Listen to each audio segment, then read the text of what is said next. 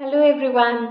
अगर आप एक डांस टीचर हैं या डांस एकेडमी चलाती हैं या अपनी डांस क्लासेस को ग्रो करना चाहते हैं तो आज का वीडियो आपके लिए बहुत यूज़फुल होने वाला है। नमस्ते everyone, welcome to my channel teams dancaholic. यहाँ आपको मिलेंगे बहुत सारे amazing dance steps and dance moves जिसे आप घर बैठे ही सीख सकते हैं।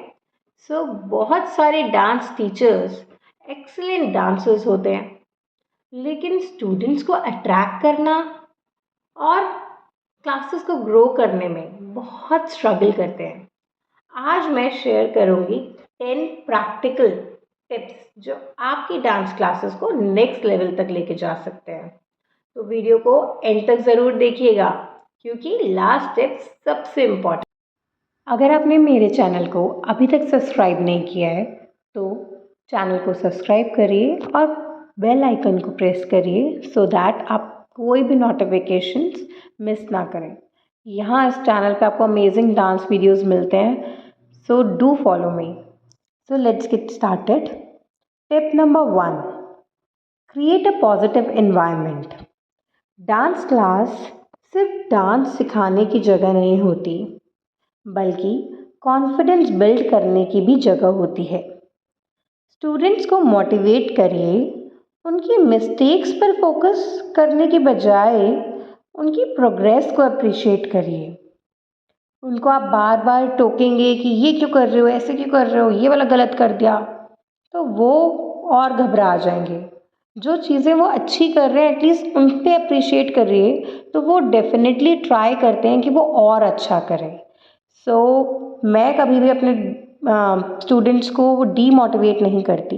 मैं हमेशा उनको कंफर्टेबल फील कराने की कोशिश करती हूँ डांस क्लास में, so that they always get a positive environment in the dance class, so that वो और अच्छा करने की कोशिश करें। जब स्टूडेंट्स कंफर्टेबल फील करते हैं तो वो रेगुलर भी आते हैं और अपने फ्रेंड्स को भी रिकमेंड करते हैं। एक पॉजिटिव एनवायरनमेंट क्रिएट करना बहुत ज़्यादा ज़रूरी है। Tip number 2, keep classes fun and engaging. हर क्लास में थोड़ा फन एलिमेंट ज़रूर ऐड करिए। फन एलिमेंट ये नहीं कि आप डांस ही ना करें और सिर्फ फन एक्टिविटीज़ करवा रहे हैं। लास्ट के 5-10 मिनट्स आप डांस, लास्ट की क्लास ओवर होने से पहले 5-10 मिनट्स आप उनको दे सकते हैं, जहाँ वो कोई फन गेम खेल रहे हैं या वार्म अप गेम्स खेल रहे हैं या आपने डांस चैलेंज करवा दिया या आपने मैं तो स्टैचू गेम बहुत करवाती हूँ। फ्रीज डांस बच्चों को बहुत पसंद आता है। This literally enjoy the freeze dance activity. या फिर आपने पार्टनर एक्टिविटीज़ करवा दी, 2-2 के पेयर बना के आपने 1 मिनट गेम्स करवा दिए, या फिर आपने फ़न एक्टिविटीज़ करवा दी जो उनको और भी अदर स्किल्स भी सिखाती हैं, प्लस उनको मज़ा भी आता है डांस क्लास में। डेफिनेटली मैं, ऐसा नहीं है कि हर डांस क्लास में आपको करना है। जैसे आजकल समर्स चल रहे हैं, बच्चे they are on vacations, they are on vacation mood, तो हाँ, ऑन अ रेगुलर बेसिस पे आप कर सकते हो कि 5-10 मिनट्स आपने ये चीज़ एक्टिविटी करवा दी। अदरवाइज वीक में आप 1 या 2 बार कर सकते हैं। They actually feel very happy. Specially kids classes में इंजॉयमेंट लर्निंग से बहुत इम्पोर्टेंट होता है। अगर बच्चों में मज़ा नहीं आएगा ना क्लासेस में, तो वो आपके लॉन्ग टर्म स्टूडेंट्स कभी नहीं बन सकते। Tip number 3, use social media consistently. भाई सोशल मीडिया का ज़माना है।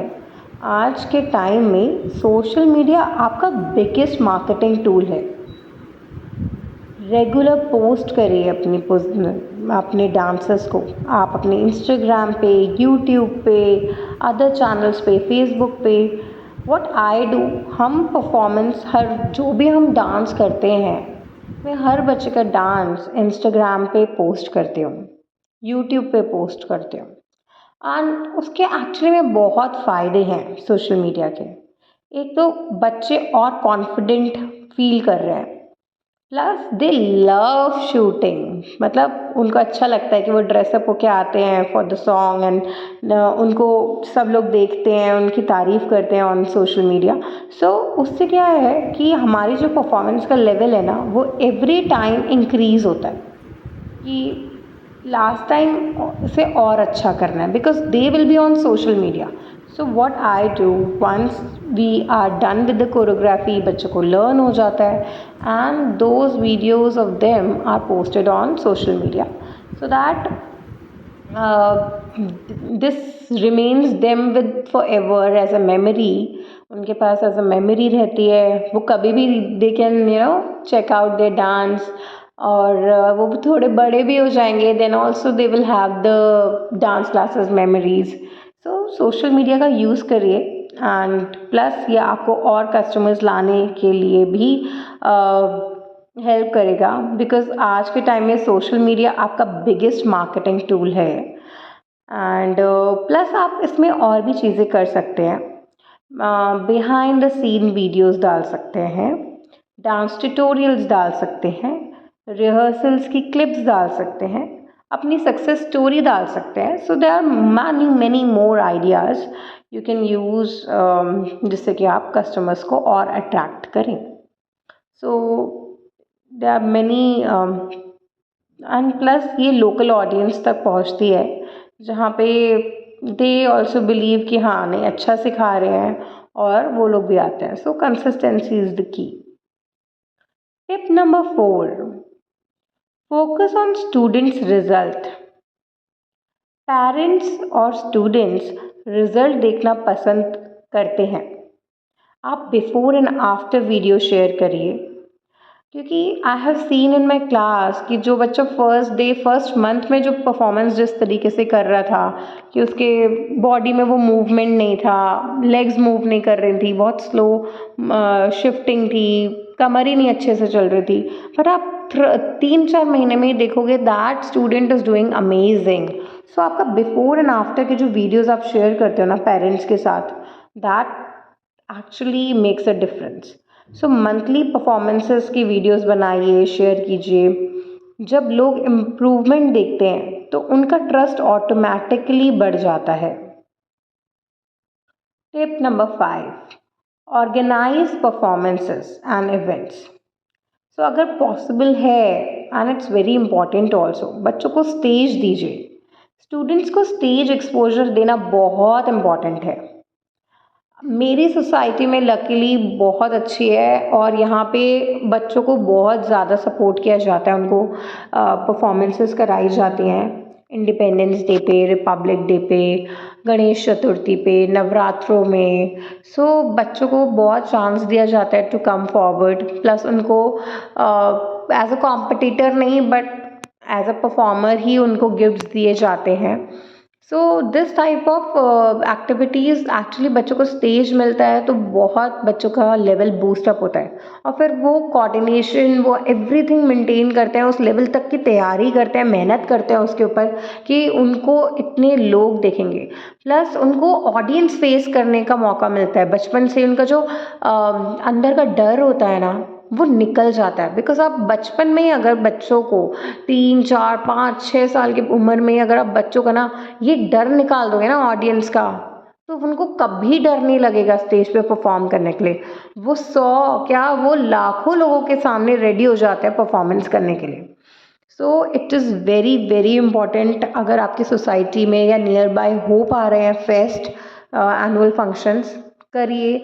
अदरवाइज़ आप थोड़ा अमाउंट लेके उनसे और एक आप बुक कर सकते हो ऑडिटोरियम और वहाँ पे कर सकते हैं परफॉर्मेंसेस। पर हाँ, स्टेज ज़रूर दीजिए, उनके पेरेंट्स को बुलाइए, उनको दिखाइए, उनको रेडी कीजिए बहुत अच्छे से। बिकॉज़ मेरा पर्सनल ओपिनियन हर परफॉर्मेंस के लिए रहता है कि अगर आपका जो गेटअप होता है ना अकॉर्डिंग टू द सॉन्ग होना चाहिए। आपका गेटअप आपकी परफॉर्मेंस पे 4 चाँद लगा देता है। सो परफॉर्मेंस तो अच्छा होना ही चाहिए, पर आपका जो लुक आप उस गाने के लिए क्रिएट कर रहे हो that makes a big impact. तो बच्चों को कॉम्पिटिशन्स दीजिए, उनको छोटे छोटे गिफ्ट्स दे दीजिए, है ना। कॉम्पिटिशन के बाद दे लव इट। और वो बच्चों को बहुत स्टूडेंट्स का कॉन्फिडेंस बहुत बिल्ड करता है। सो जब स्टूडेंट्स स्टेज पर परफॉर्म करते हैं तो उनका कॉन्फिडेंस बढ़ता है और पेरेंट्स भी एकेडमी से ज़्यादा कनेक्टेड फील करते हैं। Tip number 6, build strong relationship with parents.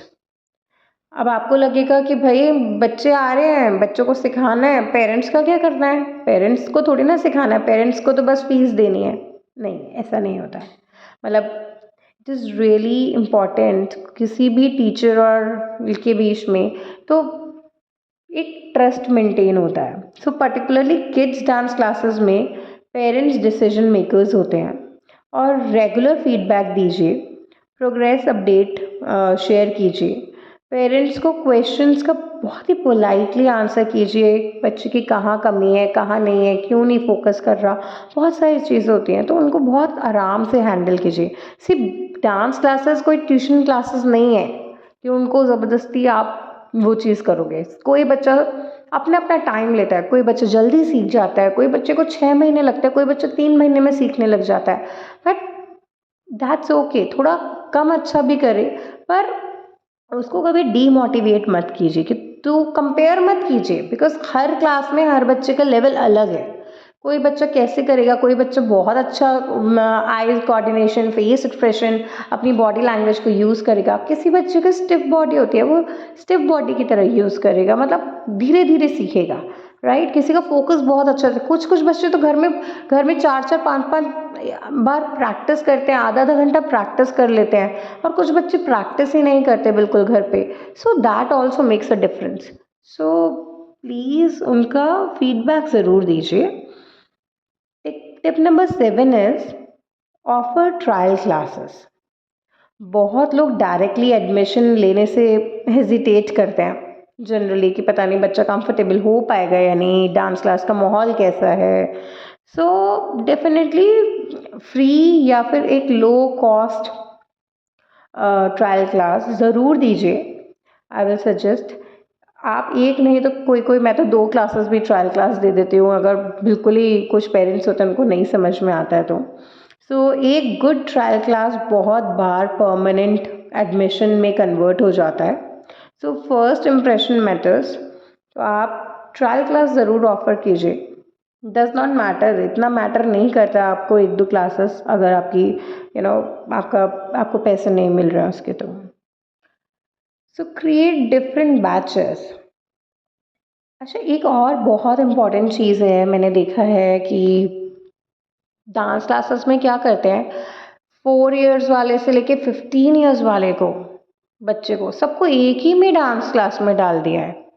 But personally मैं बिल्कुल प्रेफर नहीं करती हूँ ऐसे, चाहे मुझे 1-2 घंटे और एक्स्ट्रा देने पड़े। सो मेरा तो यही ओपिनियन है कि आप प्लीज़ ऐसा मत कीजिए। एक बिगिनर बैच बनाइए, उसके बाद एक इंटरमीडिएट बैच बनाइए, एक एडवांस बैच बनाइए बच्चे के लेवल के अकॉर्डिंग। अगर आपको लगता है कि आपको एज के हिसाब से बैचेस बनाइए, जैसे कि अगर आपने एक 4 to 6-7 इयर्स का एक बैच बना दिया तो 8 to 12 या 12 to 14 इयर्स का एक बैच बना दिया, फिर एक अडल्ट लेडीज़ बैच बना दिया या टीनेज बैच बना दिया। इस तरीके से आप बैचेस को डिवाइड कीजिए, बिकॉज इससे क्या होता है उन सबका लेवल सेम रहता है और अंडरस्टैंडिंग सेम रहती है। सो कोई बच्चा, छोटा बच्चा उस तरीके से ग्रैप नहीं कर पाएगा। हर क्लासेस को सिखाने का तरीका बहुत अलग है। मतलब मैं पर्सनली बताऊं तो छोटे बच्चों को सिखाने का तरीका, हम इतना बोल बोल के मैं हर सॉन्ग को सिखाती हूँ और उनको बताने का तरीका अलग है, समझाने का तरीका अलग है। उन टीनेज बच्चों को सिखाने का तरीका अलग है। सो डेफिनेटली आप इस पे वर्कआउट कीजिए कि सबको एक ही क्लास में मत भरिए कि भाई बस क्यों, मतलब एक क्लास में मत भरिए। आई जस्ट वांटेड टू से आप अलग अलग बैचेस बनाइए। Tip number 9, encourage referrals. Personally मैंने तो नहीं किया है but I will definitely suggest, और मुझे ज़रूरत पड़ी तो मैं करूँगी। फर्स्ट चीज़ ये बहुत इम्पॉर्टेंट है, that is word of mouth marketing.